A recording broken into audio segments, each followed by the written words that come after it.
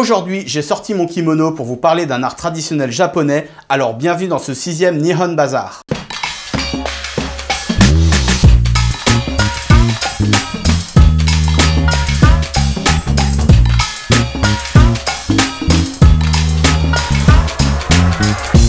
Comme beaucoup de gens, je pense que vous aimez les histoires drôles. Eh bien, au Japon, il existe une forme de spectacle littéraire humoristique datant du début de l'époque Edo, le rakugo. Il tire ses origines des moines bouddhistes qui avaient compris qu'un prêche plein d'humour était plus efficace qu'un long sermon pour attirer les fidèles. Les histoires sont d'abord racontées en privé ou dans la rue, et à la fin du XVIIIe siècle, il trouve sa place dans les théâtres de divertissement populaires appelés yosei, où sont jouées diverses formes d'art comique. Le conteur appelé rakugoka s'assied en seiza, la position à genoux traditionnelle, au milieu de la scène.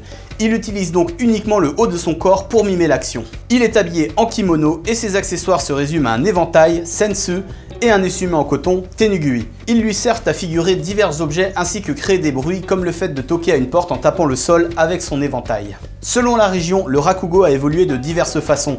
Le style de Tokyo est plus strict et n'utilise aucune musique, alors que le style de Osaka est plus libre et plus populaire. Le rakugo est structuré en 3 parties. Le prologue, où le conteur présente son récit et noue un contact avec le public. Puis le récit en soi, qui inclut généralement plusieurs personnages, tous faits par le conteur et sont différenciés par la hauteur de voix et la vitesse de lecture, ainsi que par de légères rotations de la tête.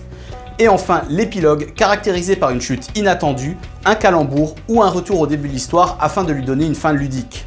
La narration est quasi inexistante dans le récit. C'est principalement du comique de situation, mais surtout du comique linguistique. On y trouve un mélange de calembours, de jeux de mots, de quiproquos et d'incompréhension due aux différents accents ou langues des personnages. Les histoires peuvent être courtes ou longues et ont souvent pour but d'exacerber les travers de l'être humain via des personnages caricaturaux. T'es gentil de nous présenter ça, mais si on parle pas japonais, c'est un peu mort, non? Eh bien non, ça ne l'est pas, car il existe des rakugoka non japonais. Par exemple, Katsura Sunshine, un Canadien aujourd'hui conteur professionnel qui diffuse l'art du rakugo à l'international. C'est en anglais, mais c'est mieux que rien. J'ai eu l'occasion de voir une de ses représentations en octobre 2015 à la faculté de Strasbourg lors d'un événement organisé par le consul général du Japon à Strasbourg et la maison universitaire France-Japon. Ce fut une très bonne expérience, même si les histoires racontées étaient en grande partie les plus connues que l'on peut trouver sur internet. Je vous conseille aussi cette petite interview réalisée par Jérémy Meets Japan qui vous en apprendra un peu plus sur lui. Je peux aussi vous présenter Cyril Copini, un rakugoka français qui fait régulièrement des spectacles en France et au Japon depuis 5 ans. On trouve également la compagnie Balabolka qui a adapté des histoires en français mettant l'accent sur les différences culturelles entre le Japon et la France afin que le public ait assez de références pour comprendre les récits.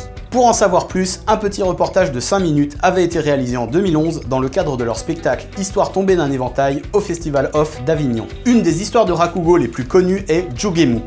Un père ne sachant pas quel nom donner à son enfant va voir un prêtre. Celui-ci lui donne des noms, mais le père n'est jamais satisfait et un nom après l'autre, cela donnera Jugemu Jugemu Goko no Suri Kire Kaijari Sugiyo no Sugiyo Matsu Unrai Matsu Furai Matsu Kuneru Tokoro ni Sumu Tokoro Yaburakoji no Burakoji Paipo Paipo Paipo no Shurigan Shurigan no Gurindai Gurindai no Pompokoki no Pompokona no Chokyumei no Shosuke. Ah putain, j'ai réussi à le faire.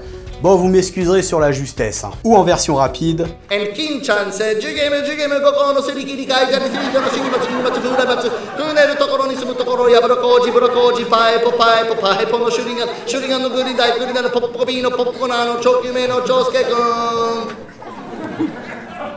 to go to school.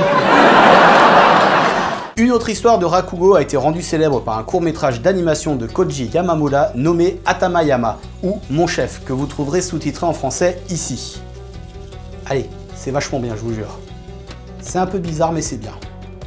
Le rakugo est un art ancien, longtemps relégué en tant que divertissement pour personnes âgées via par exemple l'émission Shoten, un simili Les Grosses Têtes mais à la sauce rakugo, il vit actuellement un regain de popularité auprès des jeunes. Par exemple, vous pouvez trouver le manga Le Disciple de Doraku de Akira Ose, traduit en français par Cyril Copini et édité en 2014 chez Isan Manga, ou Le Rakugo ou la vie de Haruko Kumota qui a été adapté en anime début 2016 par le studio Dean et disponible chez ADN. Ces supports permettent une bonne initiation pour découvrir cet art extrêmement méconnu dans nos contrées. Comme d'habitude, si tu as apprécié, n'hésite pas à mettre un pouce bleu et à t'abonner pour être au courant de mes prochaines vidéos. J'espère vous avoir introduit à cet art peu connu et pourtant extrêmement représentatif du Japon. Si vous faites un voyage, n'hésitez pas à vous rendre dans un yosei afin de goûter à l'ambiance qui y règne. Sur ce, matane!